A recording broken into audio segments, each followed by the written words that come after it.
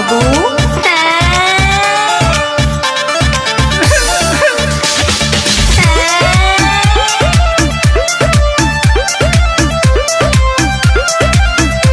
Music by गौरव रोशन। आप सुन रहे हैं अमित पटेल की आवाज में। दिल देलू जाना जनवरी में, लब सब भइला फरवरी में।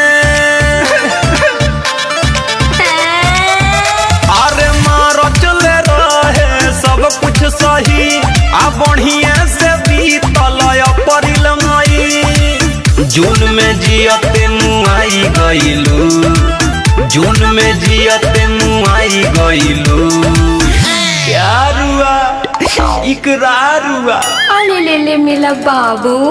रोए दो, धोखा दे के बाबू को तरु।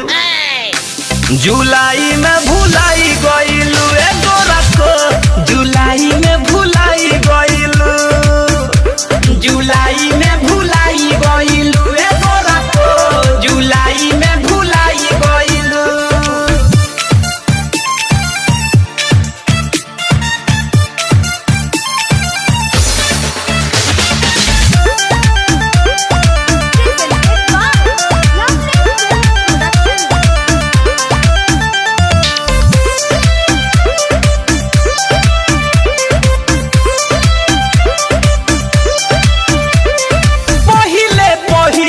नजरिया लड़इलू, दिलावा के हमारा तू धड़कन बढ़इलू। और पहिले पहिले नजरिया लड़इलू, दिलावा के हमारा तू धड़कन बढ़इलू। दूसरा पर जाके लो भाई गइलू, दूसरा पर जाके लो भाई गइलू। दिस नॉनसेंस मंकी। का भैया बानर को हतिया।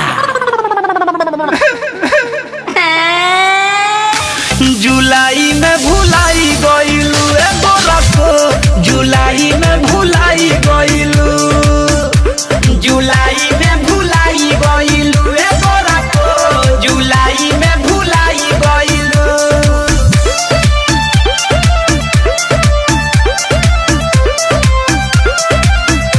म्यूजिक बाय गौरव रोशन। आप सुन रहे हैं अमित पटेल की आवाज में।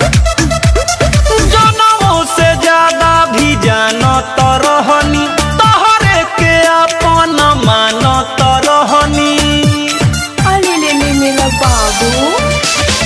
जनमों से ज्यादा भी जानत रहनी, तोहरे के अपन मानत रहनी। जाए सनम तू चिन्हाई गइलू, जाए सनम तू चिन्हाई गइलू। तू हमरा के ना चाहलू का? नो